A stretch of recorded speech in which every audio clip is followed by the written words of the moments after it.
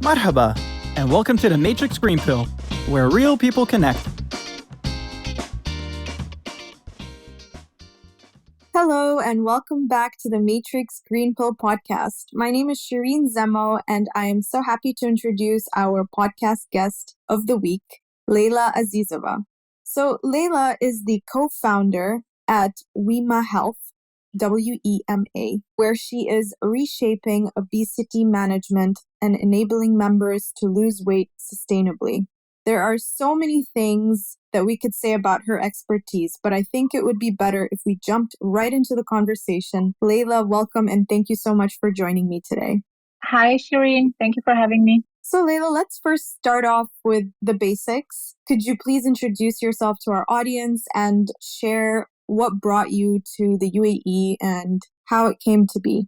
I'm Leyla. I'm 30 years old, and I'm now the co-founder of WEMA Health, which is, as you said, a digital health startup with the mission to help people with obesity and help people lose weight. Originally, I'm from Azerbaijan. My parents are from there. I never lived there, actually, but I grew up in Germany most of my life. And then I went to the UK for university to study business and economics. After university, I decided to become a strategy consultant based out of Germany initially. I did that for a couple of years, and then I had the opportunity with my company, with the strategy consulting firm, to come to Dubai for an assignment. I did that. I took that opportunity. That was around 4 years ago. And came to Dubai. I was leading healthcare projects here in the region, mostly in Abu Dhabi, but also in Saudi Arabia. The plan was for me at some point after a year or maximum 2 years to go back to Europe, but I actually met my husband, who's from here. We decided to get married and settle here. So, I came to the UAE, I guess, for work, but then I stayed for personal reasons. About a year ago, I actually left my job, the consulting job that I had, and became an entrepreneur with WEMA Health. Wow, so you've had quite a journey, traveling quite a bit and moving around. So that's super exciting. I guess all of that, and then you also speak so many languages. If I'm not wrong, you speak at least 5 languages. And that's amazing. How difficult was it for you to learn so many languages? I can't take too much credit for it because I learned most of the languages I speak at an early age because of the fact that I grew up in Germany, but I'm from Azerbaijan, born in Russia. I had that, I guess, multicultural background. And as a result, at a very early age, I was exposed to different languages. And I think when you're young, when you're a child, your brain is kind of like a sponge, right? It just soaks everything in. So it was very easy for me to switch back and forth between different languages. I will say, though, I've been making an effort to learn Arabic now as an adult, and it's not that easy because obviously Arabic is a difficult language, but then I think it's just harder, right,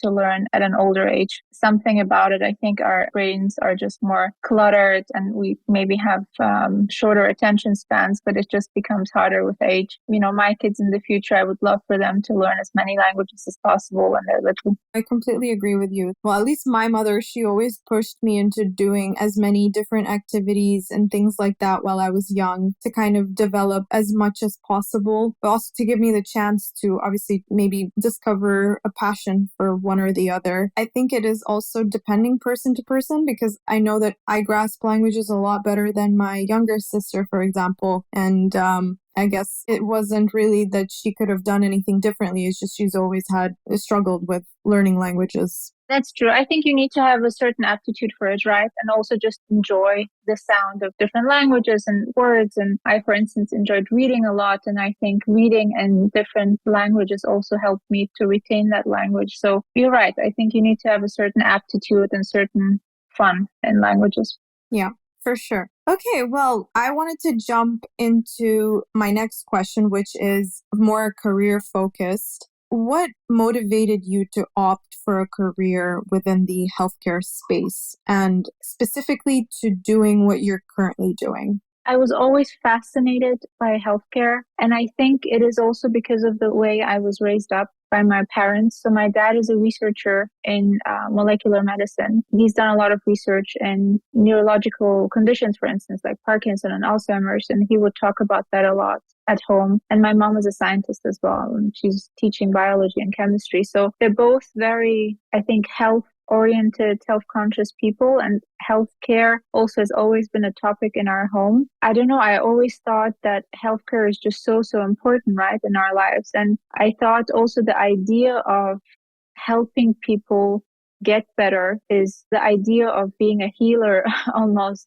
It was just so fascinating to me, to the point where I actually wanted to become a doctor when I was younger. But when it ultimately came to the point where I had to decide what my profession should be, I actually decided not to study medicine, because I also saw a lot of things in the healthcare system that I was not very happy with around me. You know, a lot of doctors protesting. This is back in 2008 to 2009 in Germany. A lot of doctors being unhappy with the healthcare system, a lot of patients being unhappy, and I just didn't want to really be a part of that. I wanted to study something in business and economics and ultimately work in healthcare. That's kind of exactly how it happened, right? I mean, I became a consultant, and in the consulting firm I worked with, you had to be a generalist in the beginning. So you had to work across different industries. You know, I did finance and retail and public sector and all of these different industries, but ultimately I was able to stick to one sector, which I chose to be healthcare. And I just noticed how much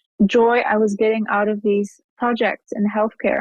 Because, you know, when you work as a consultant for, let's say, a finance client or retail client, ultimately the outcome of your work will obviously make your client maybe more efficient, or it will make them make more money or sell a product more. But it's not the same, I think, fulfillment, at least for me, that I could get as working for a healthcare client, where I know directly or indirectly the effect of my work will be that people will have either access to better healthcare, or they will just be treated better, or they will have a better experience in their healthcare.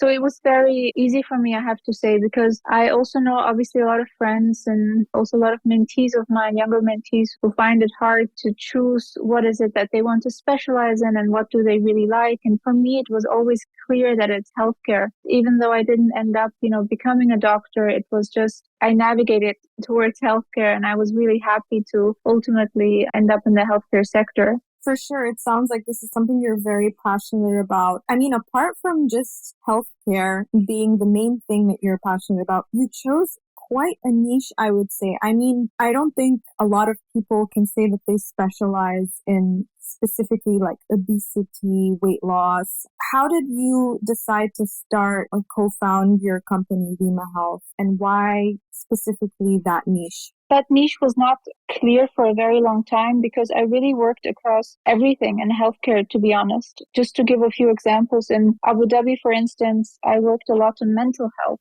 when I first arrived here in the UAE. And the UAE obviously, or I think a lot of countries in this region historically have not prioritized mental health a lot. And I did a project on actually expanding the mental health services in the UAE and specifically Abu Dhabi, and that gave me a lot of joy. So I had a lot of exposure to mental health, to primary health care. I worked a lot in female health as well, a lot on topics around healthcare innovation and digital health, and all of that was always very interesting. When it came to WEMA Health and obesity, I wanted to build a company that really solves a problem. That was always my aim. I wanted to be part of a company and essentially build a company that solves a big problem. And if we look at the majority of the world, but especially in the Middle East, what is a big problem? Obesity is a huge problem, right? And in fact, obesity leads to a lot of other healthcare problems. So a lot of people with obesity typically have diabetes or other chronic conditions, a lot of heart conditions, for instance, or gastro conditions, or a lot of mental health conditions as well. Actually, there is interestingly a very big link between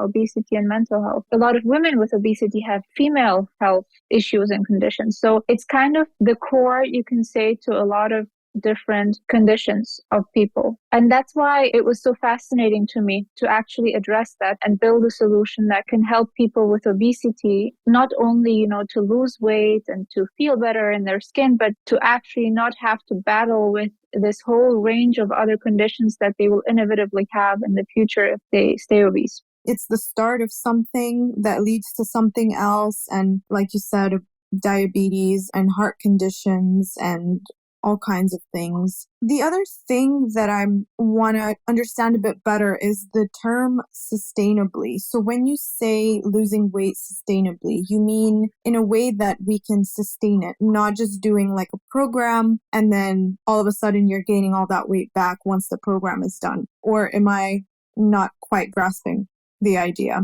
No, absolutely, you're right, Shireen. So the biggest problem with obesity and with battling obesity is that most of the time it's not done in a sustainable way. Meaning a person with obesity, which by the way, just for listeners, I mean, obesity for us, it's not only when you feel big and you feel like you have a few kilos too much, but it's actually if you have a BMI of 30 and above. For someone with obesity, if they want to lose weight, there are obviously all of these different options. There's dieting, there is working with a personal trainer, and there are some people that go as far as having surgeries even, right? To bariatric surgeries, for instance, to make their gastrointestinal system smaller and so on. There's all of these different methods. And what happens in most of the cases is that initially, people lose weight, and sometimes the weight loss is even quite drastic, right? A lot of kilos. But then over time, they end up gaining the weight back. And in dieting, it's called the yo-yo diet effect, but it's not only in dieting, it's in a lot of the other methods of weight loss that can happen. It happens. The weight comes back. That is very, very frustrating. I mean, in my research for WEMA, I spoke to people with obesity. I spoke to one man in particular who was 180 kilograms, so severely obese. And he, for instance, told me that he had lost 70 kilos at some point in time, right? 70 kilos. I mean, that's such a huge amount. If you just think about it, you can almost not grasp it. Of course, that's a weight of a person. Exactly, a weight of a person. He gained 80 back. So imagine you lose 70 kilos and then you gain 80 back.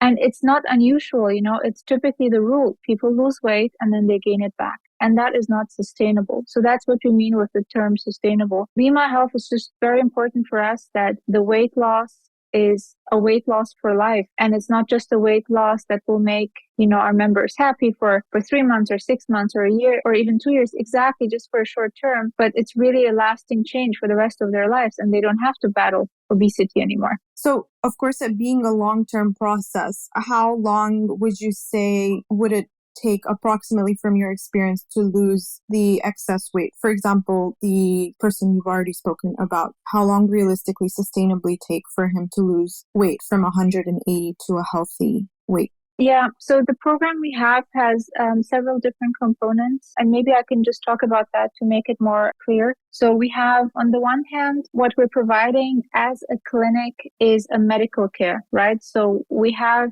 endocrinologists, doctors on board that help our members to actually understand their full medical history and their health from a holistic perspective. And our members will get medication. So there is anti-obesity medication, which is generally called GLP-1 medication that helps people with obesity in their metabolic reset. What helps, I think, to explain this is to say that a lot of people with obesity actually have a metabolic system that is working against them. And the GLP-1 hormone is a hormone that we naturally have in our intestine that needs to be regulated in order for us to have a proper amount of appetite and satiety. The GLP-1 medication that we prescribe helps with that. So naturally, even if the member on our program does not do anything but only takes the medication, they would lose weight. That is guaranteed. That has been studied many times in clinical trials and also in real life. They would lose the weight. But that is not sustainable, right? Because we want to make sure that the weight loss is for life. So the two other health components are, one is the health coaching. Our members have a personal health coach that they work with on a weekly, or if they want, even on a daily basis, to change their lifestyle. And changing a lifestyle is tough for people, for adults, right? Changing lifestyles is not easy. So we work step by step to change routines around eating and exercising and sleeping, and also our emotional health even, because also our emotional health is very much related to how we metabolize. The personal coach is really the companion throughout the weight loss journey, and over time helps our member to address the behavior change that's necessary in order to make the weight loss sustainable. And then the third component is our technology. We have an app that is available for every member that helps them to stay on track, communicate with their doctor and coach whenever needed, attend consultations, access information about their weight loss, and so on. So these three components together, the medical care / medication, the coaching, and the technology, these three things are co-pillars of our program. And together they make the weight loss sustainable. And a typical weight loss journey should be from 9 to 12 months minimum. That's because after around month 6, there will be a very, very significant weight loss, especially driven by the medication, right? But it's just important to continue for the behavior change element of it, right? And really focus on how can I make sure that the new habits I've instilled are really sticking, that the new routines are sticking. So that's why we typically advise to be on the program for 9 to 12 months. At least a year is essential. And I guess it depends from person to person and how severe it is. Yeah, definitely. It's a super individual journey, right? And I think especially for someone with, let's say, severe obesity, which is the example that I just gave before with the 180 kilos, it will certainly also take longer than that. Or ideally, it should take a bit longer than that to make sure that that person has the full amount of support needed to reach the healthy weight and they don't experience what they experienced before, such as losing 70 kilos and gaining 80 back. We certainly don't want that to happen. The question that comes up to me just out of curiosity, what are some of the things that our bodies have to endure going from such a severe weight? I know it's gradual that you're losing this weight, but surely this has some effect on us regardless of how healthy it is. Yes, absolutely. The body goes through a lot of changes, and it's body and mind, I should actually say. And it's important that happens gradually so that there is no shock to the body. I think a lot of diet approaches, especially those really extreme diets of, only juicing or only eating a certain food group, that can actually introduce quite a shock to the body. But even with a weight loss such as ours, it is of course an adjustment to the body. It's an adjustment to our organs. It's an adjustment to our hormone system, especially for women. It's an adjustment even probably to our joints and bones and everything. And the more gradual that happens and the more I think supported that transition is through the right medical care, the better. But ultimately we see that the adjustment, if it is done in the right way, if it is done in a healthy way, without, as I said, restricting the person too much or challenging the person too much and bringing too much strain on the person, then the body adjusts actually quite quickly and the effects are really positive. The mental effects are actually even more interesting, I think. So we launched WEMA Health in Denmark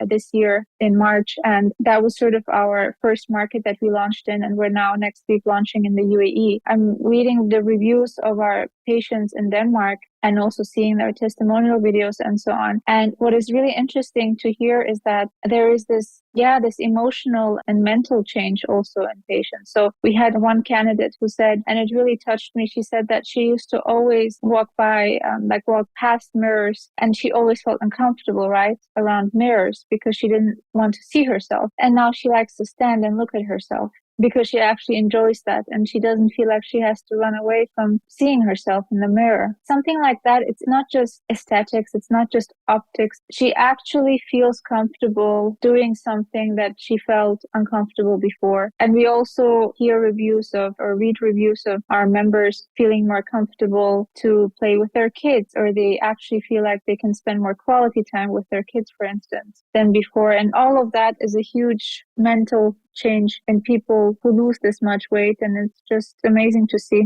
Wow, it must be so inspiring for you every day to be working with people that are striving for that change and wanting to make that adjustment in their life because they understand the consequences. And it is really sad but inspiring at the same time, of course. And I think many of us hope to look in the mirror and feel comfortable in our own skin, whatever weight we are in. Not necessarily that some people are in extreme obesity, but nowadays I feel like it's become like a societal form that we all aspire to be, and anything that's not that is seen as less worthy, which is very sad. Yes, absolutely. I agree with you, Shireen. Wow, so there's certainly a lot that needs to go into it. And I'm sure that you've had different experiences with the people that you've had a chance to work with at WEMA Health that had certain challenges that they faced when they first joined and started their programs. So what are some of those challenges that people have faced on their journeys that you have helped them through, and advice that you've given them to keep them motivated? The thing is that the people who come to our program have gone through many, many different trials of losing weight. So they've gone through diets, they've gone through many other weight loss programs, and they kind of come with the hope that, oh, this is it, but a little bit also with a lot of skepticism. And that is the challenge, right? That there is this skepticism at the beginning of the program just because of the fact that a lot of them, most of them actually have gone through weight loss approaches before that didn't work for them. Or it only worked partially, but then they gained the weight back. So the unsustainable weight loss that we talked about before. The primary challenge is actually to encourage them to just go for it and to just trust that this will work and just go with it, right? Go with the flow, just start, have that consultation, start on the medication, have your first coaching session, use the app. And as soon as they start, though, within a couple of weeks, the challenges in all cases actually resolved because they like being on the program. So we haven't had patients on the program that have a challenge per se on staying on the program. There is also some time commitment required, right? Because we have these coaching sessions. And of course, they don't have to be as intense and as frequent if some patients don't want it. But ideally, they attend them. They don't cancel them last minute, but they are quite disciplined and continuing the dialogue with their coaches. And we are fully flexible as well to obviously not make this a big challenge for our patients. But I guess to some of them that potentially be a challenge. But we haven't really faced many issues with that, to be honest. It's mostly in the beginning, just trusting that this will work and just going with the flow, just going through the process, trying it out. And as soon as they try out, they actually really enjoy it. And they also see the effects of it quite quickly. And that's a natural motivator, right? When you can see your results and you feel better. That's actually the best motivation. There isn't a lot of external motivation needed at that point. Absolutely. No, I totally agree with you on that. I don't think there's anything that compares to that feeling when you look at yourself and you can see the difference and you can feel the difference when you wake up, that you feel just mentally healthier, happier. Your body is aligned with that as well. And you just want to keep going and you want to keep striving to your goal. So I'm sure, as you said, that is always the case with your patients as well. So I want to thank you so much for answering all of our questions that we had for you today. And we've actually come to the segment of our show where I would like to play a quick game with you, which is called Rapid Fire Questions. So it's simple questions and you just have to speak your mind, whatever comes to mind first. Are you ready to play? Yes, I'm ready. Let's go. Okay. Do you prefer tea, coffee, or juices in the morning? Tea. What is your favorite cuisine? Indian. Are you a dog person or a cat person? Dog person. Which subject were you the worst at school? Art. Wow. Okay. Well, you were very rapid with that, so that was awesome. Thank you for playing along. So now, before we wrap up, I would like to ask you the long anticipated question, which is the green pill moment. So, Leyla, could you share an inspiring or a life-changing experience that you have gone through, which was your green pill moment?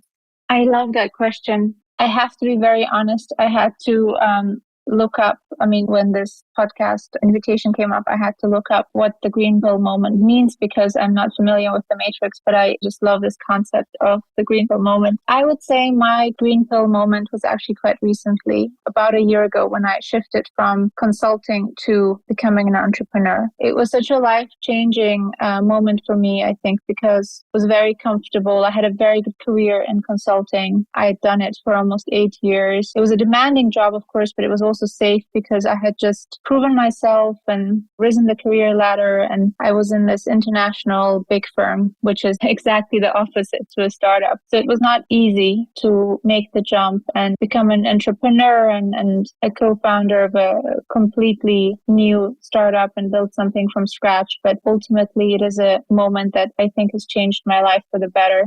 And I have realized that it's something that I'm meant to do. I'm meant to, I think, be in entrepreneurship and build businesses and build teams and so on. I really, really enjoy that. That's my green pill moment. it's all turned out for the best because now you went to doing something that you've always had a passion for. You mentioned that you've always been very interested in healthcare and become a doctor. So I guess this was your calling all along. And at the same time, I'm sure that your experience in consulting had its own advantages, and I'm sure it's still beneficial in some way to what you're doing now in your entrepreneurship career. Absolutely. Sometimes it all makes sense, right? When you look back, like the different steps that you've taken, and some of it, even though it didn't seem as intentional back then, it just makes sense later on. Like I always say, one of my favorite quotes is that everything happens for a reason. I know it's super cliche and I don't know what it is, but I just always feel that it's one of those things that I really believe in. No matter what we go through, it's for a higher purpose. And if we don't see it right now, we'll see it when it comes.